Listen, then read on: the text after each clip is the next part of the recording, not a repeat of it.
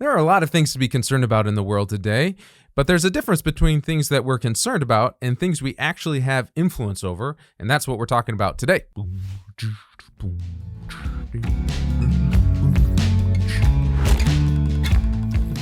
Hi, I'm Pete Burak, and welcome to the Spirit-Filled Leadership Podcast. I'm here, as always, and Miguel's behind the camera, as always, and we're ready to go. Today's topic is not my original idea. It's been a concept that's been thrown around by lots of different people in lots of different areas. Simon Sinek made it popular in a big YouTube video, TED Talk that he did. But the idea of the difference between a circle of concern and a circle of influence. And Miguel, in his movie-making magic, is going to put up a graphic to show the difference, that there's a big circle called the circle of concern and then a smaller circle called the circle of influence. And we're going to talk about the difference and how we as Spirit-filled leaders should actually know what this means and utilize it in understanding the where and how the Lord is calling us to serve and to lead.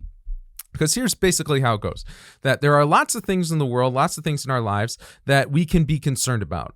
The way to think about it is you turn on the news and there's a tsunami across the world, or there's a political thing happening somewhere else, or there's just all sorts of tragedies, all sorts of problems, all sorts of things that can generate in us something needs to be done about that.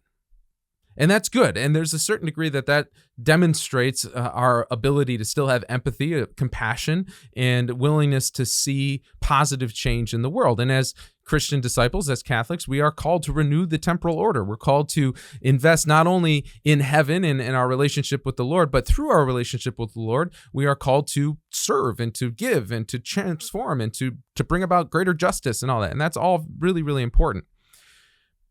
The problem is, though, that a lot of times the circle of concern, all those things that genuinely concern us, often there's very little that we can actually do about them. There are some things we can do about them. We can donate, we can vote, we can influence, we can do, which is where I'm getting. But the point is, there's a circle of concern where all this stuff needs to be done and somebody needs to do it. The question is are you supposed to do it? And is it an area, is it a responsibility, is it a cross that the Lord is inviting you to carry?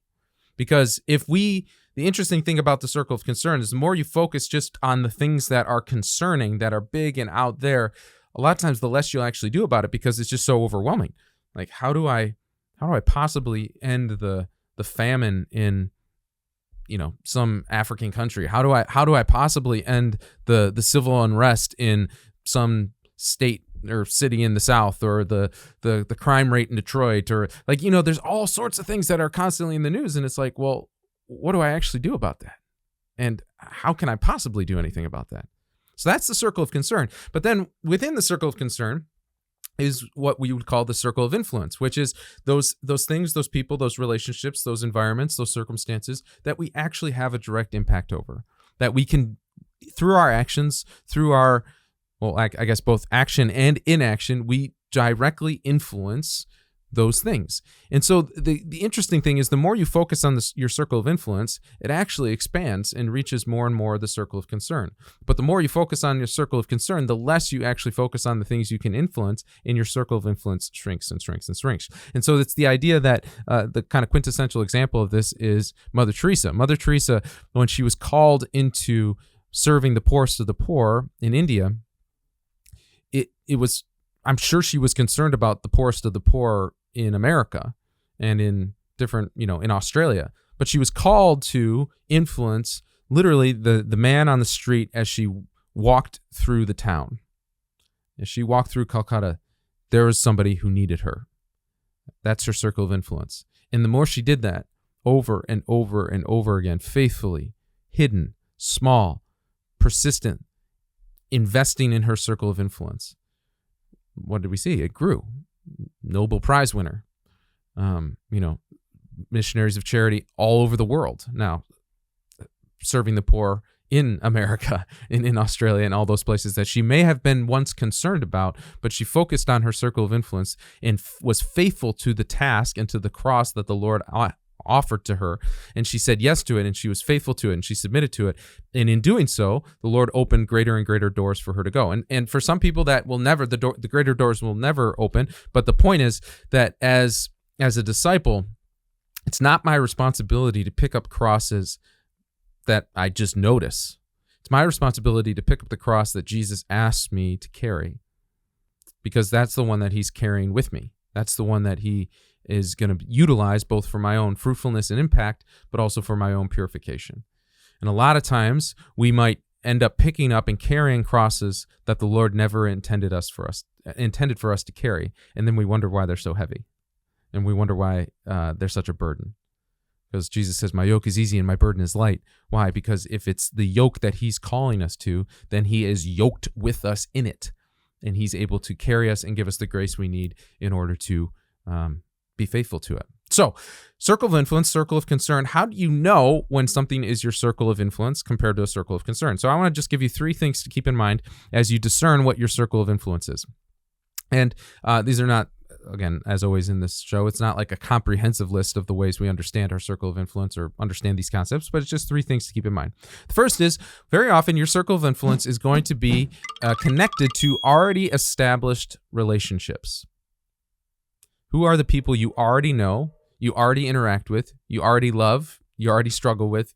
Who are the people that you're already connected to? That's generally a good place to start with your circle of influence. So that if you're married, that's your wife and your kids. You know, if for in a workplace, it's who are the people in your workflow. I mean, this actually applies even to the work front. Like if you're part of a big corporation, you could be concerned about the overall trajectory of some big company, but you may have no influence of where it's going, but your department, you absolutely do. And the more you influence your department in the overall pursuit of improvement and overall pursuit of productivity or whatever, chances are, a lot of times in a workplace, that circle of influence is going to grow to greater and greater capacities and greater responsibilities. So first signal of what your circle of influence might be is pre-established, kind of as you look at your life, who do I already know? Who am I already relating to? Second is to spend some time with what I call a detached, discerned calling. So to take time to say, Lord, what are you calling me to? What are you asking me to do about these things that I've become aware of, these challenges, these threats, these problems, these opportunities, and try to detach the emotion of it for a time of just to step back and say, Lord, just, is this something you want me to care deeply about? Overall, we have kind of a finite capacity to care about things. And sometimes when we try to care about everything, it actually neuters our capacity to really care about some things. And so if I'm just like bouncing from one big tragedy and one big problem around the world, and I'm going on this emotional roller coaster every day with these things that are so far outside my control, then what happens is then the things that I really need to care about, the things that the Lord's put right in front of me, the things that I have, again, influence over, my emotional capacity has been diminished. Like I'm almost desensitized to challenges and problems because I've become so preoccupied with all these things that I can't control. You know, for most of human history, if there was a tragedy on the other part of the world, you'd never hear about it. And that's not necessarily a good thing. One of the great advances of human history is that people in America or in Europe could hear about something that happened in South America and raise money and send it and do something about it. So I'm not saying that like that level of detachment is just a totally good thing. But the point is, like, you know, if you were in the 1800s and there was a famine in a different part of the world, you probably would never know. Or it would come to you so far, the news cycle, if you would be so far delayed that there wouldn't be really anything you could do about it. But if your neighbor's crops caught on fire, you could do something about it because you saw it, you see it, you're right there. There's a relationship. So this detached, discerned calling is important to take some time to try to be in a somewhat emotionally neutral place to say, Lord, what are you asking me to carry? What are you asking me to ache over? Break my heart, Lord, for what breaks yours, but break my heart for what breaks yours in a way that the unique wounding and the unique ache, the unique pain that you're inviting me into. Okay, so that's the second thing. So establish relationships, spend some time with a certain detached, discerned calling. And then a lot of times your circle of influence is going to require patience and endurance as opposed to a quick fix or kind of an easy solution. A lot of times, you know, it's your circle of concern because you feel very strongly about it and you might even like donate or do something about it, but then you don't think about it again the next day. That is usually a good indication that that's like what you were just previously thinking about is more in your circle of concern. It's that day-to-day enduring requirement of patience that's like, I'm invested in this for the long haul. That your circle of influence generally doesn't have a lot of like quick fixes. It may have moments of resolution for sure, but it's not so much like if I just do this, then I don't have to worry about it anymore. Whereas a circle of concern, it's like even in the political sphere, like some of us are called to be more activated in the political process. Some of us are not. But like every citizen is required to vote. Well, and that's kind of a quick fix moment where it's like, okay, I do my research, I figure out what I want to do, and then I vote, and then I kind of move on with my life to a certain degree. And again, some people are called to more deeper investment in local government and state government and national government. I get all that. But the point is, like, not all of us are called to that. Not all of us are called to that level of influence within the political sphere. And so our vote is often kind of like this is the time I'm really caring about it and my moment of influence, and then it passes. Whereas like my job, my family, my neighborhood, the schools my kids attend, the parish that we go to, probably is much more within the circle of influence that the Lord's calling us to, because it's enduring. It requires patience. It's kind of being embedded in that community, embedded in that problem, walking with it and recognizing that, again, there are little moments of resolution, little moments of solutions, maybe little quick fixes along the way. But at the end of the day, your circle of influence is kind of be with you.